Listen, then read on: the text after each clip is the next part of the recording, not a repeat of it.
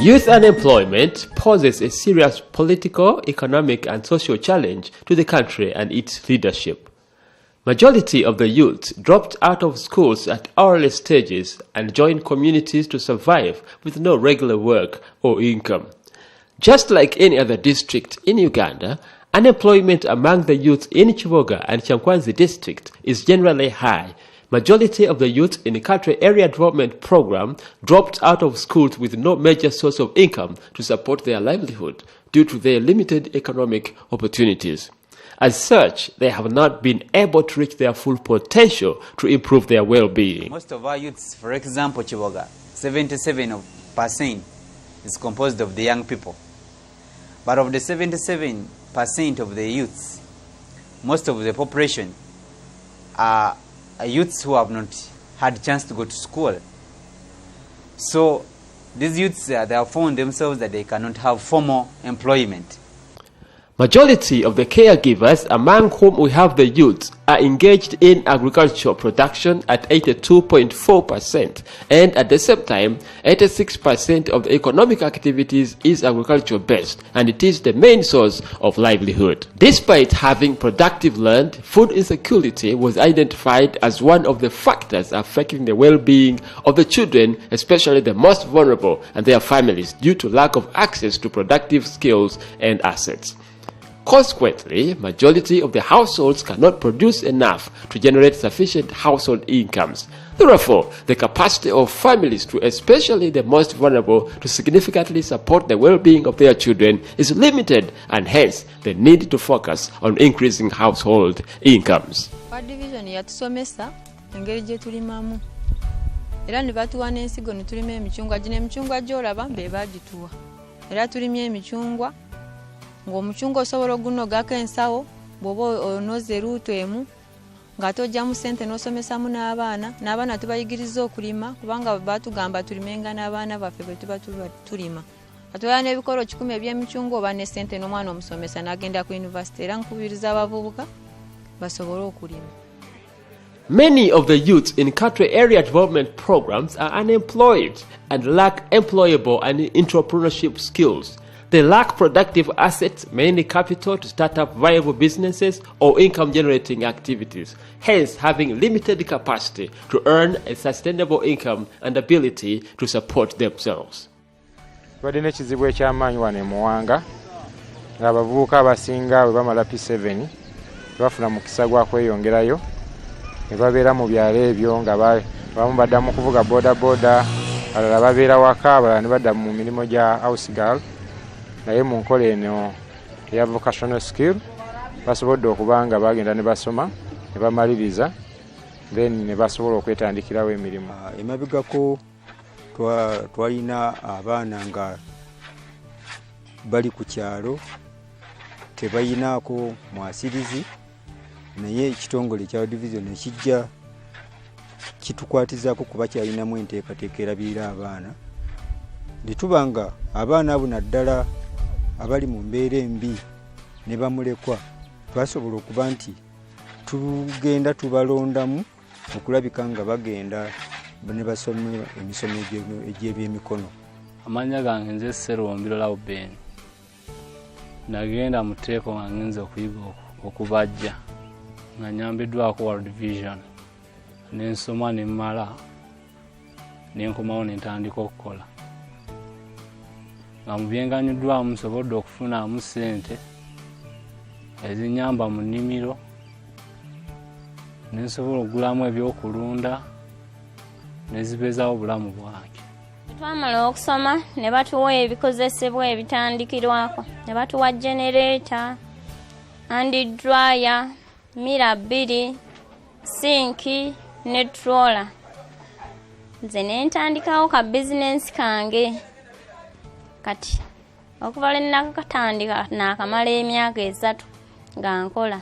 Kati ninawo ente zange 3. Njagala zikule ziwere nzitunde ngulemu poloti. Amanya gange nze Nakyonyi Gladys, Division eyanjigiriza okutunga, nayiga nsobola okwebeezaawo n'okulabirirako baganda bange. Addressing youth unemployment through vocational skills training and support was chosen, especially targeting those out of schools to tackle the root cause of poverty among the youth. This was intended to provide them with employable skills so that they can become job creators rather than job seekers, thus providing them with economic opportunities.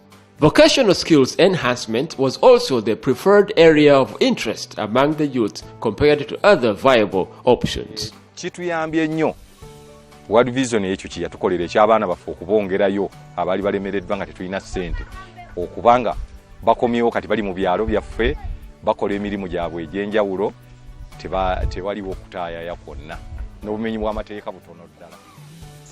The use of local artisans and vocational institutions to train the youth in vocational skills was a strong innovation. This helped to increase the incomes of the artisans and enable training many youths and overseas beyond the original project target. Tuyambiddwa ko kasente ke batuwa nawo kalina katuyambira olusi mu family zaffe n'okuyamba ku baana baffe ate ng'olusi bambi kajjira mu budde obutuufu. Supporting the youths to engage in agriculture, especially in crops and livestock farming, as well as agroforestry, based on the fact that the agricultural sector remains the backbone of Uganda's economy and the main source of livelihood and employment for 60% of the population in Uganda, is one of the other options to economically empower the youth for their livelihood. World Vision yatuyita netuwa emisomo netusomesa ku bibala okulima emicungwa okulima ennaanansi okulima emiyembe n'ebibala ebirala era World Vision netugabira endokwa ez'emicungwa nze bampa ndokwa za micungwa era nenzija nensimba emicungwa gino kati mu kugisimba gitandise n'okubala ebibala bye bino ebiriko kakati ne kiba nti kiyamba nafuka kyakulabirako eri bavubuka bannange mu kitundu era ngezaako nnyo okukubiriza abavubuka n'abantu abalase kinnoomu naye okusinga abavubuka bagezeeko okukola ekintu nga kino era nenyumiriza mu World Vision olw'ekintu ekyo. World Vision has done at least that mobilization bit to make the community appreciate that there are special interest groups that need to be brought on board. Probably as a government that's when we need to pick. Bwe wabaawo enkola ennungi nga World Vision byatukwattirako beetutte bagezezzaako okuba nti beeyimirizaawo ku busobozi bwabo. The program has contributed to the sustained well-being of children through making their adolescents ready for economic opportunities. Adolescents have been prepared for economic opportunities through vocational skills enhancement and support. To date, over 500 youths have been equipped with vocational skills in tailoring, carpentry, hairdressing, and motorcycle mechanics. In addition, they have been equipped with vocational startup kits. Obviously, support is an intensive thing which cannot be done by one partner. So in that partnership, what we always do, we work together to see that we counsel the students or the attached trainees to ensure that they complete. N'olweso mu kitundu kino ekyakatwe Bukomero Muwanga Ddwaniro ne Kiboga okutwalira awamu World Vision gyekolera abantu baffe naddala abavubuka bayambiddwa ku mutendera ogw'okulaba nga balina kye bafuna. Now World Vision has entrenched a culture now among the youth that you better get a hook than asking for fish. So which means at your own disposal you can easily fish. That is the practice now in the district. As part of the international partnership, World Vision Kiboga is contributing towards the sustainable well-being of 1.3 million children, and in this contribution we've done a number of interventions geared towards improving the well-being of children.